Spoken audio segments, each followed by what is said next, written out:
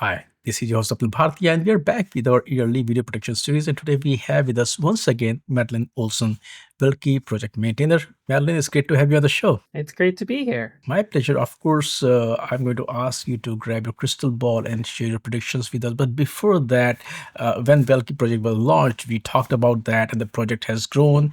But for those who may not know, just quickly remind our viewers what is the project all about, and what are some of the core problems it is going to solve as we head into 2026? So Valkey, the project I work on, is an in-memory database that serves primarily caching workloads. It first got started almost 2 years ago. We're almost at our second anniversary after Redis decided to change its license. So Valkey formed out of a fork of Redis open source 7.2 when Redis decided to change its license.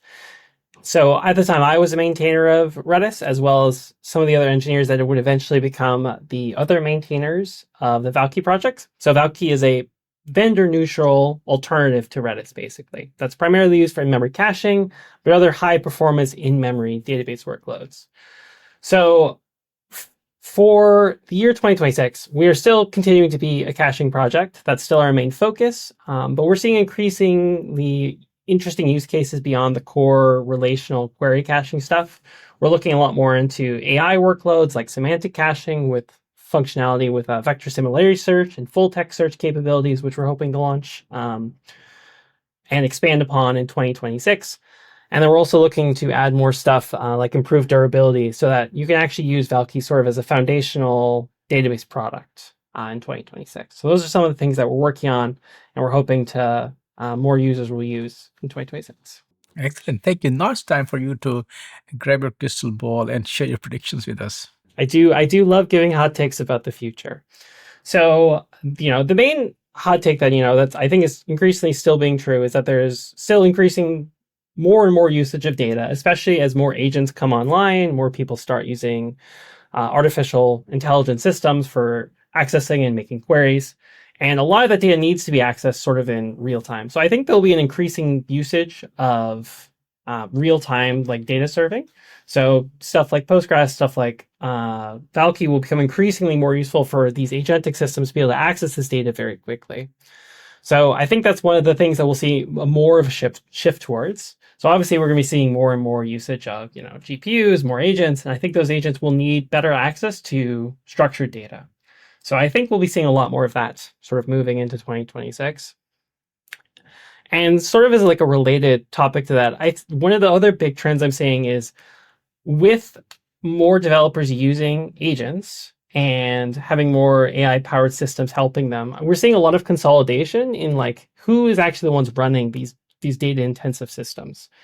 So I would say kind of it was very 2015-esque where people would go and everyone would run with their own caches, everyone would run their own databases. And in these large organizations, we're seeing a lot of consolidation into kind of expert teams for actually running these systems. And this is partially enabled because of all these AI tooling. Small kind of tiger teams are able to go and build very complex systems and maintain these big fleets of infrastructure. And they have all the expertise, and they're able to really force multiply with all these different, with all these tools, they're able to force multiply and do a lot more work with a lot less engineers. And so, and the other benefit of this consolidation into these teams is that we've seen an increase in teams that are able to kind of help make sure this data is available to AI workloads, right? One of the important things to make sure agents are able to effectively integrate with your systems is being able to make this data accessible. So these teams are able to make sure this data is accessible. So stuff like standardization around MCP servers to make sure that these agentic systems are able to work effectively with, And I guess the other big prediction that I sort of have is I think we've seen a very strong consolidation into fewer databases. So there was a big explosion of databases around like vector search. We've seen a lot of new entries into the database world over time. And I think now we're starting to see the reverse. We're seeing a lot more consolidation. So especially with these like kind of focused teams that are trying to run their applications very optimally, they're not as interested in running like 10 different types of databases. They really just want to run a couple. So I think we'll increasingly see consolidation to like, just having Postgres and Valkey and maybe something like OpenSearch sort of floating around in the technical stacks inside companies. So all of these databases need to start being a lot more flexible in what they're able to do so that they can sort of kind of keep pace. Like we're not going to see, stuff like Milvus seeing wide adoption when someone like Valkey can kind of do the fast side of it, Postgres can do the more analytics side of it. So I think we'll start seeing a lot more consolidation on a couple of kind of key winners in the data and database space. So I'd say those are my three big predictions that I'm seeing for 2026 or thinking about. No, thank you for sharing this prediction. Now, as we head into 2026, what are some of the biggest challenges or bottlenecks you think organizations will run into or will face? Yeah, and so kind of going off those themes that I just kind of talked about. I think this consolidation is a real problem. The organizations that aren't choosing to consolidate and like kind of have these teams that are able to really think about how data is accessible will have trouble adopting things like more agentic development, more they'll have trouble accelerating their development and enabling their engineers to access all this data. From like somewhat of personal experience, it's been really great at AWS because I've had access to agents that are able to do analytic queries because the systems that are in place really make that easy to do, and that just makes my job so much easier. I'm able to kind of use natural language to ask questions and be like, hey, how am I able to get this back quickly? So I know there's a lot of companies where this data is all spread out, it's all over the place, it's in different formats. So making sure you're able to actually have a system in place to make sure this data is well organized and accessible is really important. So I think that's one big challenge and one big bottleneck.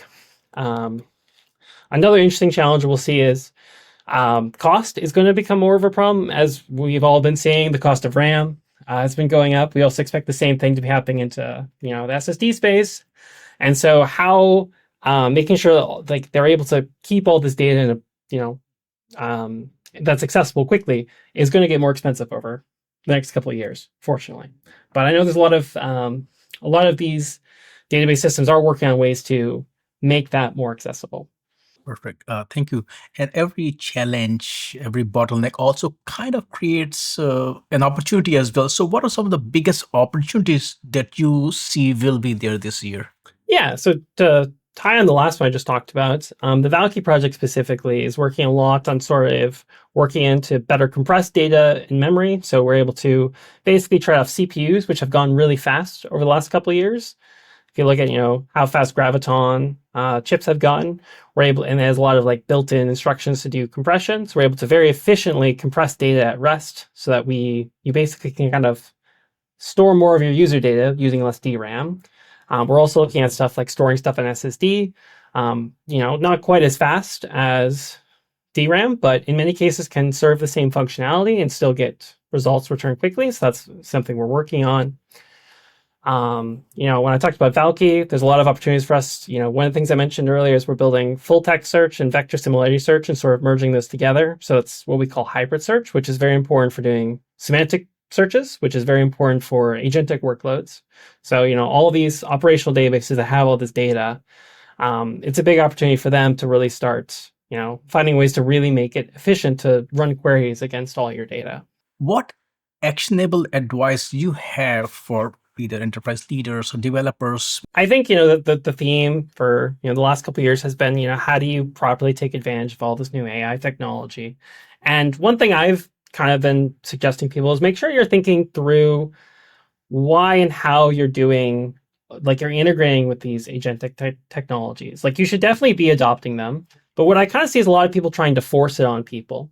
Especially with the open source project, Valkey has started to adopt using agents to help with stuff like backporting, making sure doing code reviews, like really focus on what problems can be solved, and then try to focus on making sure those are solvable, and then more importantly making sure you have the data available to those systems so that it's easy, so that they can be solved.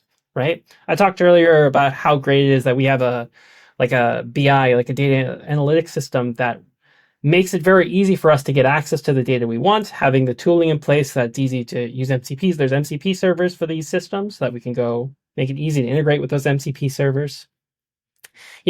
Most people are quite lazy, so people will take the path of least resistance to get something done. So like keep humans in mind when you're trying to, get adoption of these tooling.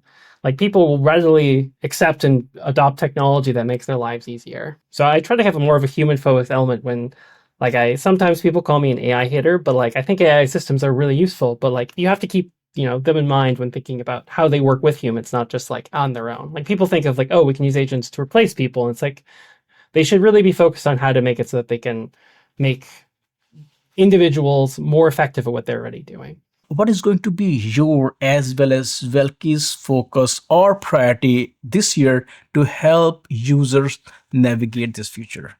So one of the main things, Valkey is really working on is making it kind of more accessible and more flexible and like more reliable. We want to make Valkey as a project easier to use. So one of the big things we're working on right now is adding kind of more first-class durability, which includes, a lot of people think of Valkey as a cache. So you stick in data and you might lose it if, the primer fails.